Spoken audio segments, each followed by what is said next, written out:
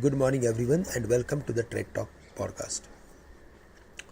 On Tuesday, our markets remained sluggish. It remained within the range of 22,250 and 22,450. In the first half, we saw some correction, but from the expected level, the market recovered sharply and came back to the levels of 22,400, 420, where it has huge resistance.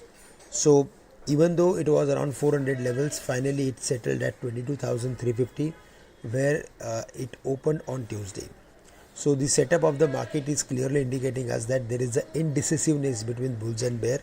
The market is forming doji sort of formation, which is an indication of confusion or pause at specific levels. Now today, if we see the market is dropping to the levels of 22,250, then there we can expect some rebound in the market. The reason is because even though US markets were down, it was down mainly because of few stocks, and also if we go through with the overall news flow from the global markets, then Mr. Powell is going to give his statement on the path of interest rates. So that has actually kept the market range bound, and we are expecting furthermore range bound activity in today's trading session. So strategy should be to buy on dips close to 22,250 or 22,200 levels with a stop loss at 22,100. On the higher side, 22,400, 450 going to act as resistance, and if we see the market is approaching to those levels, take profit on long positions. But in case if it breaks 22,450, then we can expect some short covering, which can lift the market again to the levels of 22,550 or 600. So this is what the setup for Nifty.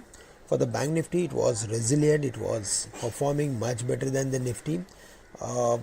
Private banks did well. PSU banks participated in the rally by State Bank of India as well as Bank of Baroda. So if we see any correction in the first half, then 47,200 should act as major support, where one can take contra view of going long in the market with a stop loss at 46,900. On the higher side, 47,750 will be the major hurdle zone. Above that, the chances of hitting 48,000 and 48,400 would turn bright. So for the Bank Nifty, we are positive, but the strategy should be to buy on dips. Stock specific, most of the stocks from the BFSI sector, especially banks, did well. State Bank closed above the level of 778, which is positive. Now the next level to watch out for would be 800. IndusInd Bank closed above the levels of 1530 after a very long time, which can lift the stock up to 1580, 85 in the near term.